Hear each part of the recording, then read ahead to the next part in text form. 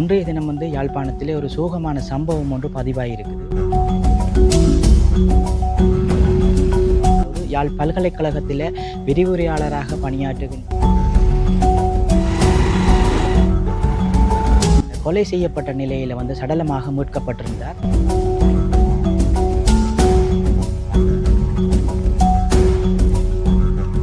வணக்கம் உறவுகளே, நான் உங்கள் மயு, இலங்கையில் யாழ்ப்பாணத்திலே இருந்து.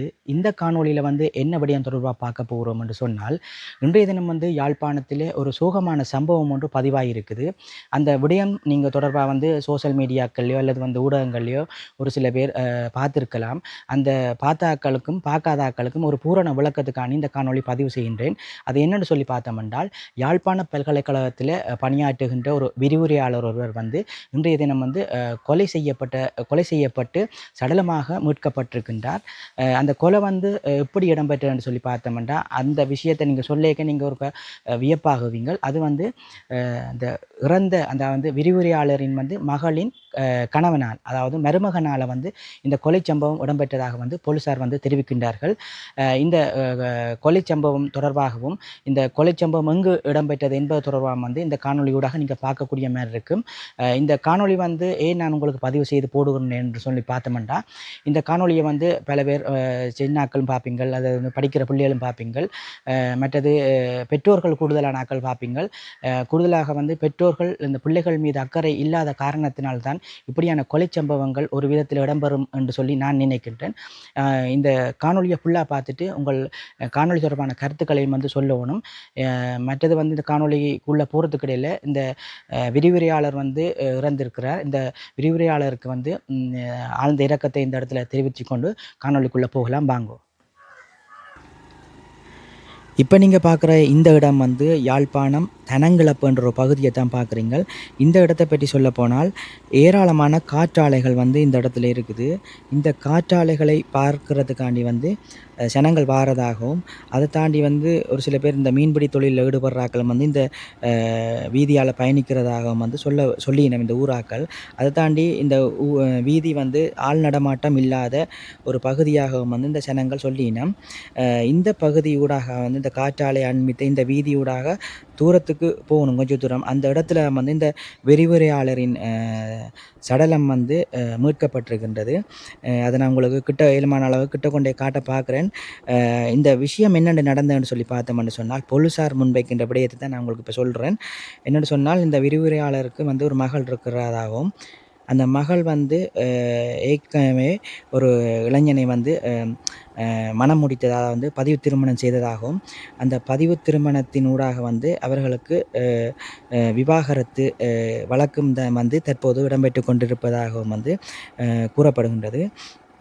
இப்படி அந்த வழக்குகள் இடம்பெற்று கொண்டிருக்கின்ற இந்த சந்தர்ப்பத்தில் ஒரு நாள் அந்த குறித்த இளைஞன் அந்த தன்னுடைய மனைவியின் வீட்டுக்கு சென்று மனைவியையும் அதாவது அந்த விரிவுரையாளரையும் கடத்தி சென்றதாக விரிவுரையாளரின் மகன் யாழ்ப்பாணம் போலீஸ் நிலையத்தில் ஒரு முறைப்பாடை பதிவு செய்திருந்தார். அந்த பதிவின் முறைப்பாட்டின் பிரகாரம் போலீசார் விசாரணைகளை முன்னெடுத்த சந்தர்ப்பத்தில் தான் இப்படி திடுக்கிடும் ஒரு கொலை சம்பவத்தின் பின்னணி கண்டறியப்பட்டிருக்கிறது.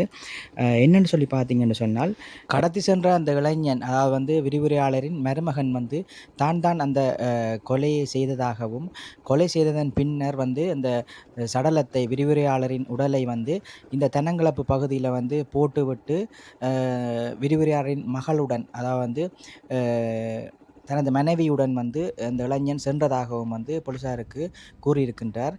அந்த சடலத்தை அந்த இடத்துல தென்னங்கிழப்பு பகுதியில் போட்டுவிட்டு பரந்தன் ஊடாக பயணத்தை மேற்கொண்டிருக்கின்றார்கள்.